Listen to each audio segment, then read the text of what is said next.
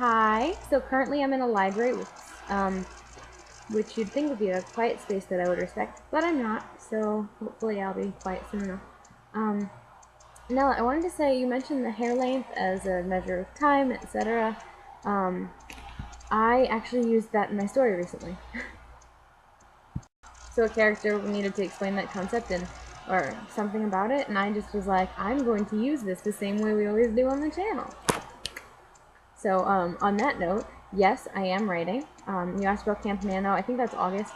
My goal for July is to write 1,000 words a day, or at least to average 1,000 words a day, because sometimes it doesn't happen, but then if you can do more the next day, then that's okay, at least for my plan. So that's nowhere near the normal Nano goal, but I don't have a problem with that. It's my little camp in July, and if I can, I would love to continue for August, though I don't plan to do camp, because when I tried that in April, I failed miserably, and I think part of it was because the label seemed daunting. Okay, Nella, so my bad on that video from the collab section. Like, I put up pictures on Facebook, and in my mind, I also put up the video on YouTube. I did not. The audio quality is fine, at least for the first 3/4 of it. Then it gets a little windy. But, it exists, and it will be online shortly. So I didn't binge read Emma. I've been reading parts while the story's going on YouTube. But I never read it like the way we were supposed to read it, so I'm sorry about that.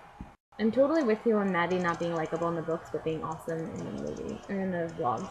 I thought she was much, much better character in the vlogs. Yeah. As far as Booktube-a-thon, I totally want to do it. I can only really communicate a little bit, though. It's hard for me to do this sort of thing. I could try. If it required taking a video, I would just have to stay up late so that I could have time to upload it. But I think that'd be fine. If we can figure out a way to do group me or something so you can text me and I can text you, that would be ideal. I don't know if it'll work. Also, email would work perfectly. I just wouldn't be able to check it as much. But Booktube-a-thon, I have so many ideas for books that I could read along with it, and so now you're making me really want to do it. Alright, ideas for books I have. Warning, there are a lot. Okay, so one of the prompts that you had suggested, I think for last year, was read something and then watch an adaptation. And so I'm thinking I want to read The Pillars of the Earth because I've always said I was going to read it and have never actually finished it. So that would be good to do, and then I can rewatch the amazing adaptation that Showtime did, I think. Anyway, that's one. The Book Thief is a book that has been on my shelf forever, and I think I read in middle school but did not really understand. So I want to read that. I want to read something that a friend wrote. So if any of you can send me something, that'd be good. In this library here, they have the little short Quidditch Through the Ages and Fantastic Beasts and Where to Find Them, I think. So I want to read those, which would take 5 minutes, but I still want to do it. I want to read in French, so probably Harry Potter because it's easiest and I have it already. And I think I have Pride and Prejudice too, so that might work. So see, sometimes for me it's practice, so it is worth reading in another language, even though the prose is not quite as beautiful, or at least I can't appreciate it. I want to read all of that is not what I was trying to say. All of Lord of the Rings, since I have never read Lord of the Rings before. I want to reread books from high school and see if I still like or dislike them. Examples are The Grapes of Wrath, which I hated, Fahrenheit 451, 1984, Brave New World, all of which I loved, The Good Earth, The Stranger, A Separate Peace, and there's a lot more probably, but those are just the ones in thinking about it for 2 minutes that I came up with.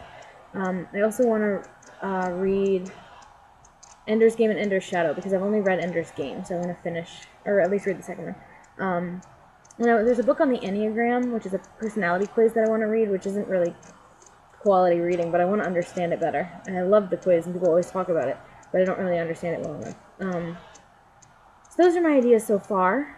The big one, I think, is trying to get something someone else wrote so I can read that. It won't be too hard because everyone I know writes, which is awesome. So those are just my ideas.